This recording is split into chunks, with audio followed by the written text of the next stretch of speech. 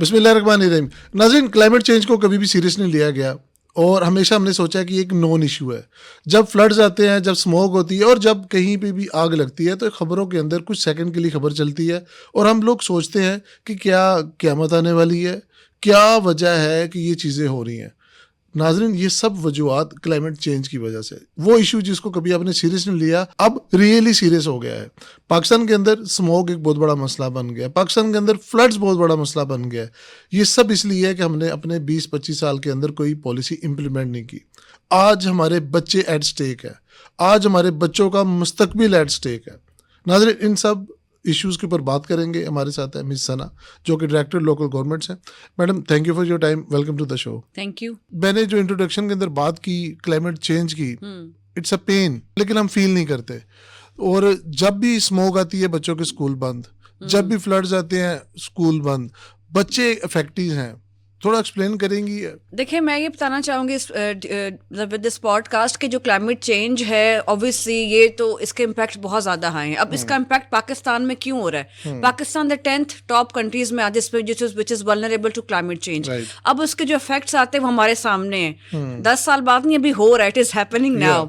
जैसे उसमें से हमारी जो मेजर इम्पैक्ट्स आता है वो क्या है? फ्लड्स हो गए, हीट वेव हो गई, ड्रॉट्स होगी, स्मॉग होगी। अब अच्छा, हम बच्चों के बारे में इसलिए बात करेंगे बिकॉज बच्चे बड़े वल्नरेबल होते हैं अंडर द एज ऑफ 5 या 10-12 साल की एज ग्रुप में। और जब भी इस तरह की चीज़ें होती हैं, बच्चे बहुत ज़्यादा इफेक्ट होते हैं। हम तो चले बड़े हैं, हमारी इतनी इम्यूनिटी होती है, लेकिन बच्चे बहुत इनको मतलब असर होता है इनका। अब जैसे अगर हम बात करते हैं मतलब फ्लड्स आके, तो देखें ना, आपकी एग्रीकल्चर डिस्ट्रॉय होगी, एग्रीकल्चर लैंड डिस्ट्रॉय होगी, तो उससे नुकसान ये होता है कि आपकी चीज़ें जो होती है, बच्चे मैल न्यूट्रिशन की तरफ चले जाते हैं, बच्चों में ग़िज़ा की कमी आ जाती है।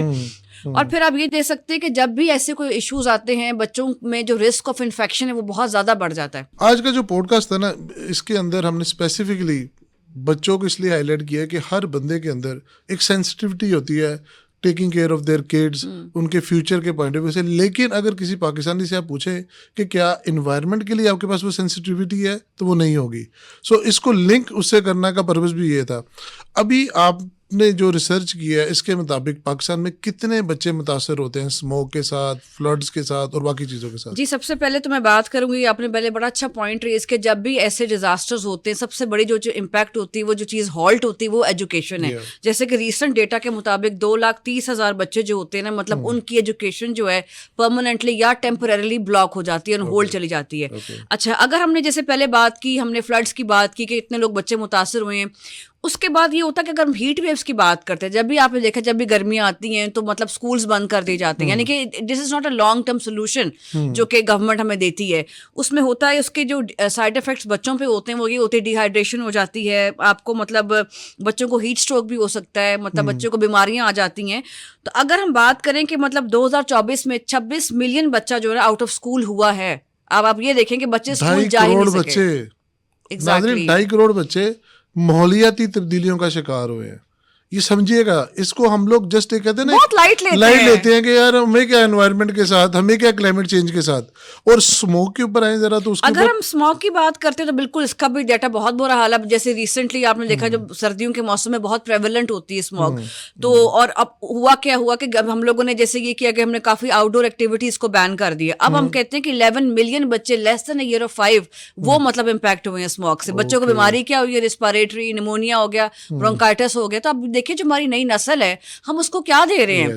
हमारी देखिए सस्टेनेबिलिटी का मतलब ही होता है कि आपने अपनी present generation plus future generation के लिए सोचना है, कुछ छोड़ के जाना है। मुझे पता है हम अपने फ्यूचर के लिए, आज कल के बच्चों के लिए क्या छोड़ के जा रहे हैं? बीमारियां, टॉक्सिक एनवायरनमेंट, हैजर्डस एनवायरनमेंट। देखिए नाज़रीन, यही मुद्दा था हमारा, यही पॉइंट था कि हम लोग इसको इसलिए सीरियसली लेते हैं कि हमारा आज का उससे लेना देना कोई नहीं है, लेकिन अब आपको लेना पड़ेगा। अब जिस तरह के हालात हो गए हैं, स्मोक एक रियलिटी हो गई है, फ्लड्स हर साल आते हैं। अच्छा, इसका हल क्या है?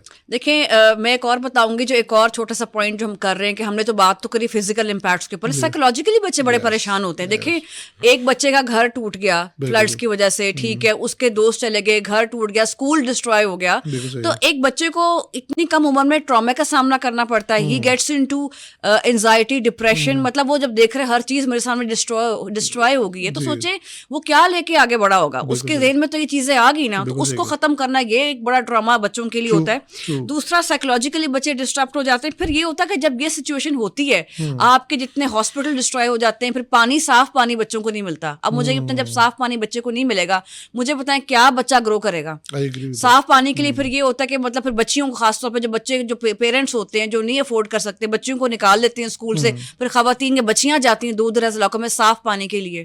तो दैट क्रिएट्स अ प्रॉब्लम, यानी कि फिर खवातीन और बच्चियां ज्यादा इम्पैक्ट उनको होता है इस चीज के ऊपर। बिल्कुल।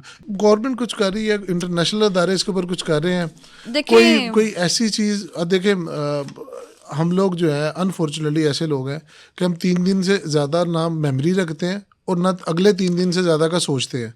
यही वजह है कि मुल्क इस वक्त यहाँ पे पहुँचा है। कोई इकोनॉमिक पॉलिसी नहीं, किसी तरह की कोई भी हमारी क्लाइमेट चेंज के हवाले से या एनवायरनमेंट पॉलिसी नहीं। अगर होती तो जिस तरह चाइना ने बीजिंग के अंदर स्मोक को जीरो कर दिया, आज हम भी कर चुके होते। देखिए, क्लाइमेट पॉलिसीज हैं, the problem is implementation in true letter and spirit के। अब आपकी पॉलिसीज तो बन गई हैं, देखिए कागज सब पूरे किए हुए हैं, बट इसको हमने कैसे रोल आउट करना है, कैसे किस तरीके से इम्प्लीमेंट करना है, वो चीज हम लोग मिस करते हैं। और उसके अंदर वही बात है कि सेंसिटिविटी, जो आपने बड़ी अच्छी बात की कि हम लोग सेंसिटिव ही इस चीज के बारे में नहीं। हम कहते हैं बस ठीक है, एक रूल आ गया, एक चीज होगी, चलो जी इसको इम्प्लीमेंट कर। लेकिन अब आप ये देखें कि इसके कितने नुकसानात हैं। नाज़रीन, आज का बुलेटिन देखिएगा, आपको शायद ही कोई मौसम से रिलेटेड कोई खबर हो।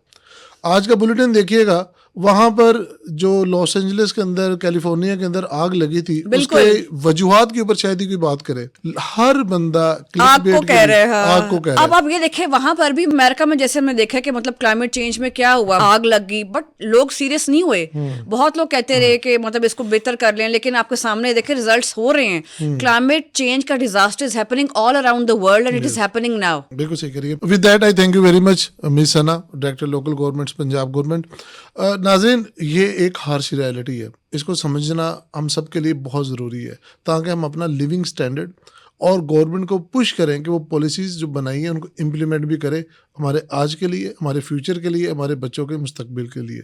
With that I thank you very much. इंशाल्लाह see you in the next podcast.